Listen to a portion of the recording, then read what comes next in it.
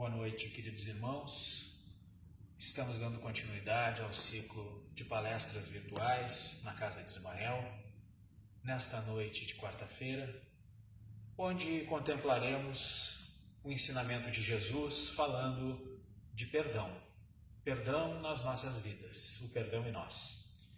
Não antes, claro, sem fazermos uma pequena oração de agradecimento aos bons espíritos que nos acolhem, que estão conosco sempre, em cada momento, nos intuindo, nos ajudando, nos dando a força de que precisamos para seguir em frente, desmanchando todas as dificuldades em nossas vidas, nos dando coragem e fé para seguir em frente. Que o Mestre Jesus, nosso bom amigo de todas as horas, possa neste momento que atravessamos, olhar por nós e nos dar toda a luz de que precisamos para conseguirmos vencer esta etapa e com muita força e muita fé renovarmos em nossos corações a vontade da vida, a vontade de amar e de ajudar o nosso próximo.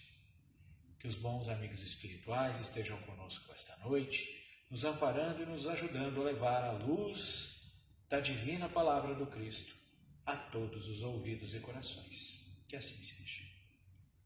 Então, queridos irmãos, como falamos antes, falaremos de perdão e citaremos como bibliografia o material de Chico e Emmanuel, onde temos ali no capítulo 33, Perdão em nós. O perdão, meus irmãos, faz parte do cotidiano do homem, desde que o homem vive na terra.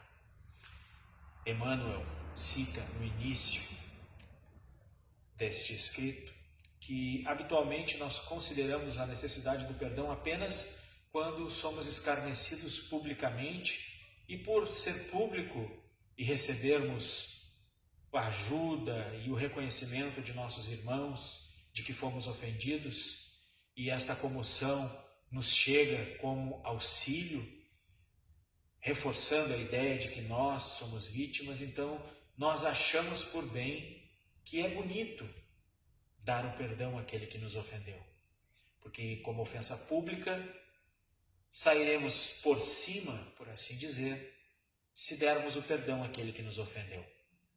No entanto, com essa ação, estamos apenas reverenciando nosso orgulho, apenas reverenciando nossa voluptuosidade. Porque o perdão tem que partir do coração e ser puro, e ser verdadeiro, e ter o esquecimento completo e total das faltas. E quando agimos dessa maneira, achando que estamos honrosamente desculpando aquele irmão que nos ofendeu, estamos apenas buscando a glória interior, a glória pessoal. E isso não nos traz benefício nenhum junto a Jesus. Na verdade, nós não sabemos utilizar o dom do perdão. Nós nascemos como julgadores. Desde pequenos aprendemos a olhar para os outros, a julgar o que os outros fazem, o que os outros têm ou o que deixaram de fazer.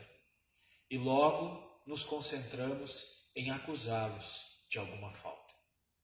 Sabendo que se os acusamos de alguma falta, esta falta já está inundando nossos corações.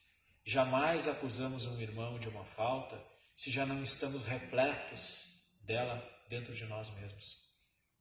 Isso é uma falha humana, característica dessa fase em que vivemos, desse período evolutivo, característico de nós, humanos encarnados no planeta Terra neste momento.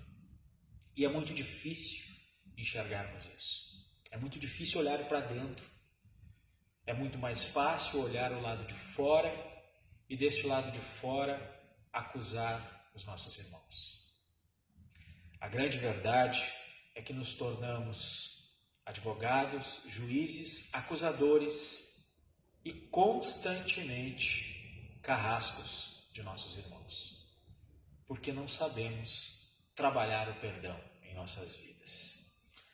A ciência do perdão, que é tão indispensável para o equilíbrio, não só orgânico, físico, mas também espiritual das criaturas, é algo que tem que começar dentro de nós com a bondade do coração. E deve ser um exercício diário, cotidiano. Deve ser repetido inúmeras vezes. Sei que é muito difícil de nós imaginarmos como isso pode ser feito diariamente por nós, já que muitas vezes deixamos de lado a nossa humildade, dando vazão a outros sentimentos menos nobres, como a vaidade, como o orgulho, como a pompa. Esquecemos que dentro de nós existe um ser que muito errou no seu passado e que ainda muito erra. Esquecemos que não somos viajantes de primeira viagem, somos espíritos imortais que transmigram continuamente sobre a Terra em diversas reencarnações e que muitas das nossas vidas passadas foram regadas a abusos, foram regadas à displicência, à falta de amor, à falta de respeito. E se hoje vemos alguém que nos ofende, alguém que nos tira o direito de nos defender, que nos acusa injustamente, nos colocamos automaticamente na posição de vítimas. E esse talvez seja o nosso maior erro, o nosso maior e grande erro. Emmanuel, ainda neste capítulo, fala que não apenas basta nos desculpar dos prejuízos e desvantagens que possamos ter tido como fruto de um acusador, mas que temos também que olhar para os pequenos detalhes, todos os pequenos detalhes do dia a dia das nossas vidas, as pequenas ações, e essas também têm que ser perdoadas inúmeras vezes. Ele cita algumas que eu gostaria de compartilhar com todos os irmãos, e ele começa citando a observação maliciosa. Quando alguém nos faz uma observação com certa malícia e acaba com aquela atitude despertando em nós a ira, a fúria. Às vezes temos que entender que esse irmão também não está à vontade com nossas atitudes. Talvez as nossas atitudes também possam ter passado a ele esta mesma malícia. Emmanuel continua nos falando sobre o apelo sem resposta, a gentileza recusada. Quando alguém, porventura, nos oferece a sua ajuda e nós recusamos, por orgulho ou por achar que não preciso da sua ajuda, também gera em uma pessoa um sentimento desagradável. Naquele momento podemos estar trazendo para aquela pessoa um mal-estar tão grande que vai se transformar logo em um sentimento ruim que vai ser jogado contra nós novamente e nos prejudicará assim como prejudicará aquele irmão. Segue ainda Emmanuel falando na voz agressiva.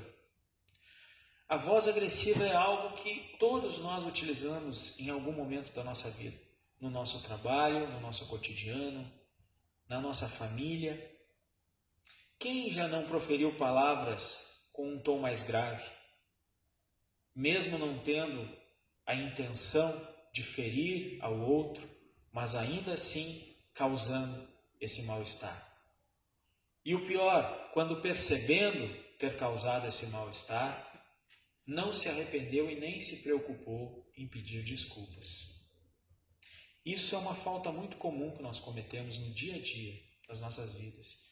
Às vezes, uma palavra exasperada, às vezes, no momento em que estamos adrenalizados, cheios de problemas, respondemos a um irmão que nos pergunta qualquer coisa com um tom de voz mais elevado.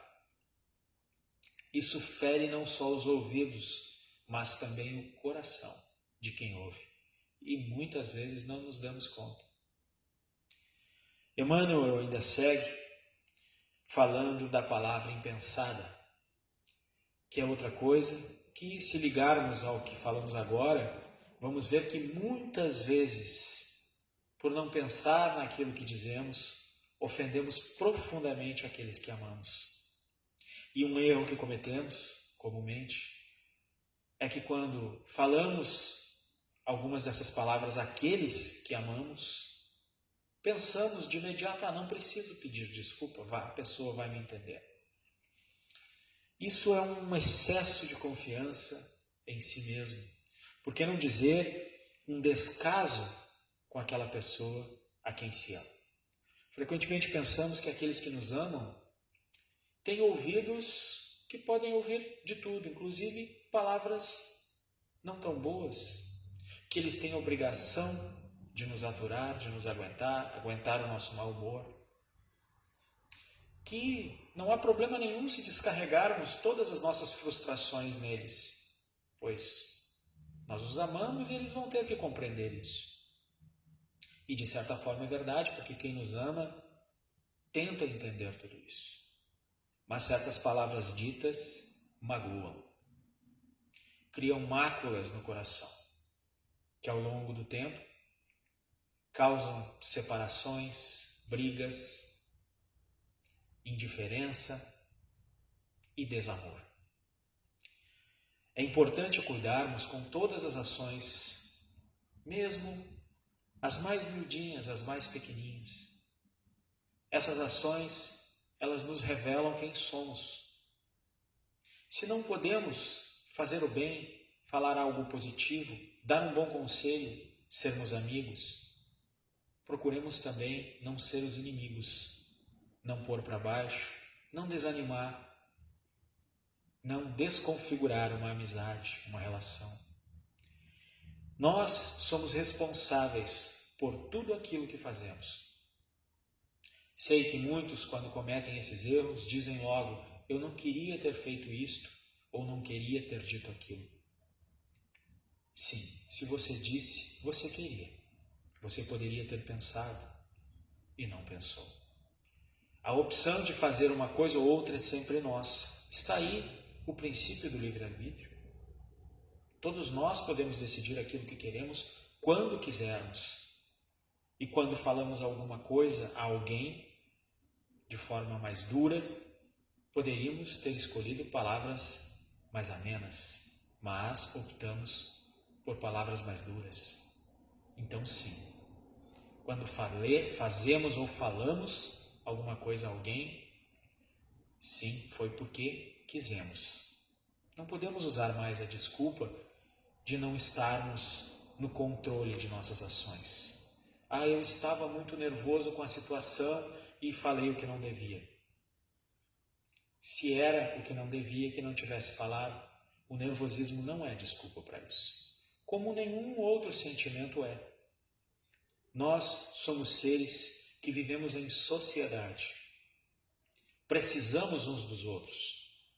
Nos alicerçamos uns nos outros para crescermos.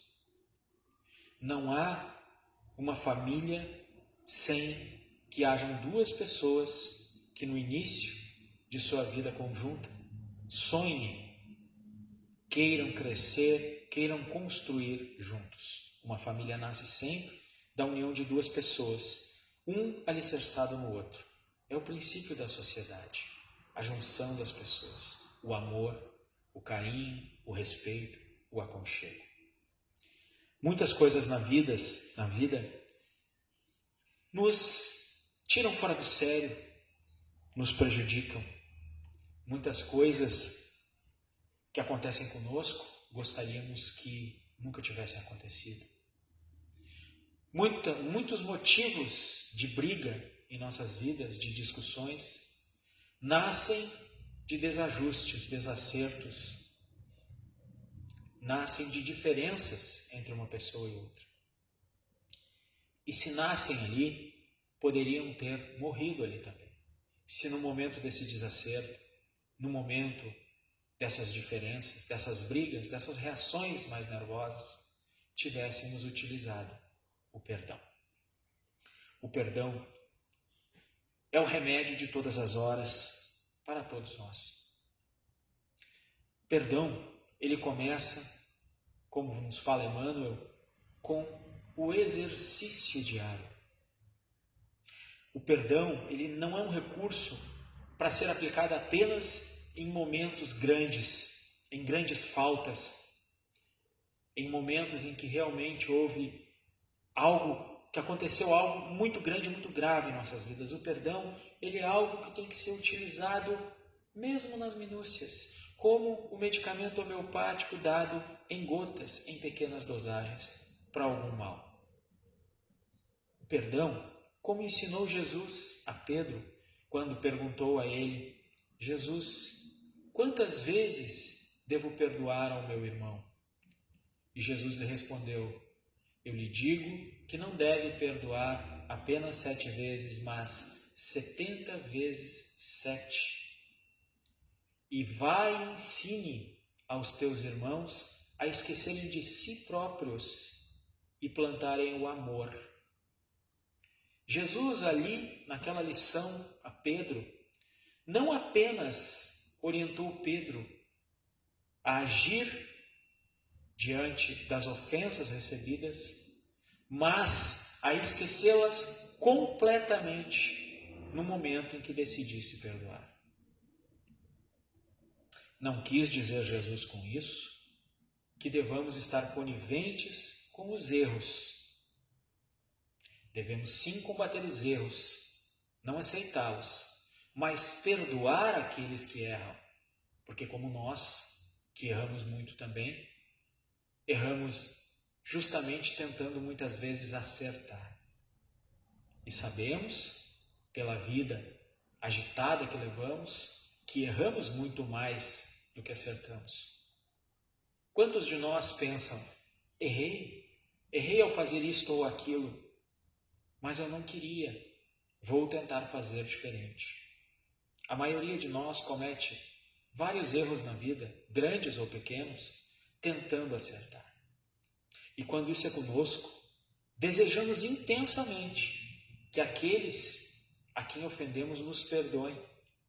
Mas quando é com os outros, temos uma dificuldade em utilizar esse perdão. Jesus ainda nos ensinou que devemos nos colocar na posição do outro. Em vários dos seus ensinamentos, como o primeiro de todos os mandamentos que Jesus veio e nos trouxe, amar a Deus sobre todas as coisas e ao teu próximo como a ti mesmo, nos ensina a nos colocarmos na posição do nosso irmão, para vermos as dificuldades que ele passa, sentirmos as dores que ele sente, termos as tristezas que ele sentiu. Jesus nos pede para olhar para dentro, em cada situação que nos depararmos com essas dificuldades, e não apontar o dedo para os nossos irmãos, mas apontar o dedo para a nossa consciência, para o nosso coração. Esse é o ensinamento maior de Jesus. E ainda, quando estava ensinando seus discípulos próximo à sua partida, ensinou a oração em agradecimento a Deus Pai, o famoso e conhecido Pai Nosso. No finalzinho do Pai Nosso, ele complementa e finaliza dizendo: perdoai as nossas ofensas, assim como perdoamos a quem nos tem ofendido. Ele nos indica pedir o perdão a Deus Pai, assim como nós perdoamos aqueles que têm ofendido. Ele nos coloca a intenção e a necessidade de perdoarmos aos nossos irmãos as suas fraquezas. E é isso que nos torna grandes moralmente. A compreensão da dor do outro, a compreensão da falta do outro. Imaginemos as necessidades que todos estão sentindo agora, neste momento. Nós estamos passando por momentos muito difíceis, momentos que nunca vimos antes. Muitas famílias estão passando dificuldades imensas, outras lutam com o que têm para se manter. Pessoas que tinham subempregos, que com essa situação toda, tendo que parar, perderam a única fonte de renda e a única maneira de ganhar o seu dinheiro justo para comprar o seu pão. Vemos irmãos acusando outros irmãos, responsabilizando alguns irmãos por toda essa desgraça. Não podemos, nesse momento, perder a calma, a postura e, principalmente, o coração.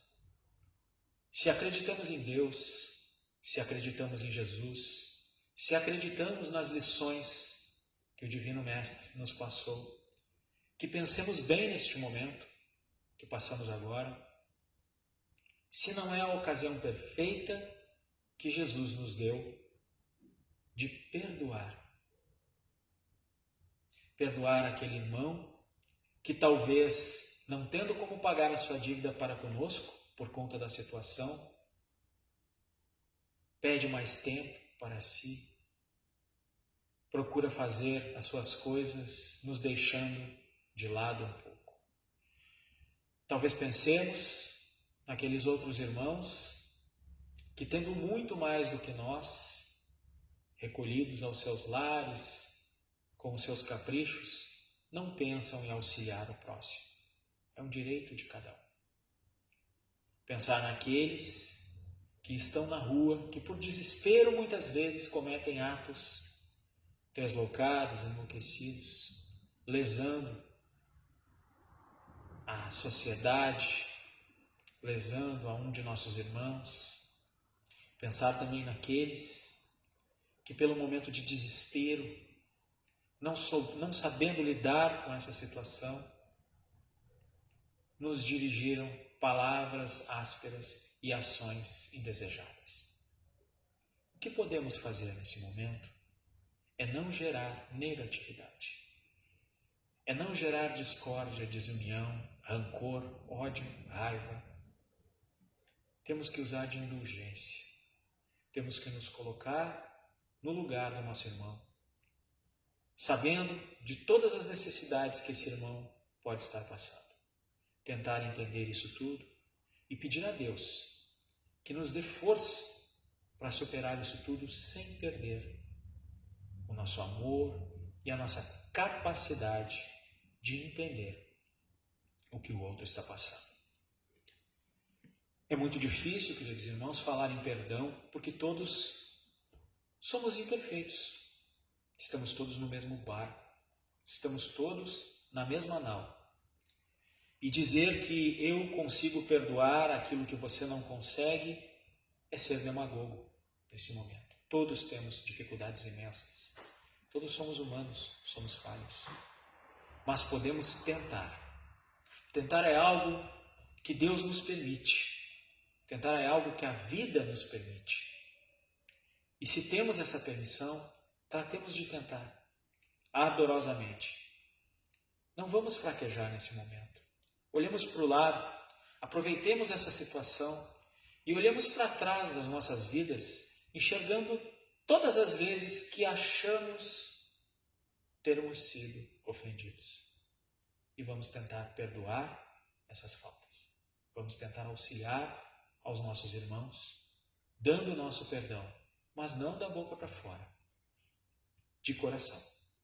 Desejando a esses irmãos que, como nós agora, nesse momento mais difícil das nossas vidas, possamos elevar nossos pensamentos a Deus, a Jesus, nosso Mestre, e pedir a Ele que nos dê coragem, pedir a Ele a sua mão, para que, segurando a sua mão, consigamos vencer esses obstáculos, sem perder a nossa ternura. Queridos irmãos, fica esta noite a lição maior que Jesus nos deixou, a lição de amor, de bondade, de caridade, para que todos nós pensemos que, se gostamos de nos chamar ou de nos sentirmos cristãos, seguidores do Cristo, pensemos também nas nossas obrigações e deveres e que possamos, mesmo ante essas dificuldades todas, a partir desta noite, repensar um pouco dos nossos atos e tentar de verdade, com muita vontade, exercitar o perdão em nossas vidas. a começar pelos nossos lares, fazendo uma pequena reflexão, se não é aí dentro do lar de cada um de nós que precisamos começar a pedir perdão. Que a paz de Jesus, nosso Mestre e Guia, esteja com todos vocês e que o amor de Cristo inunde suas casas e seus corações.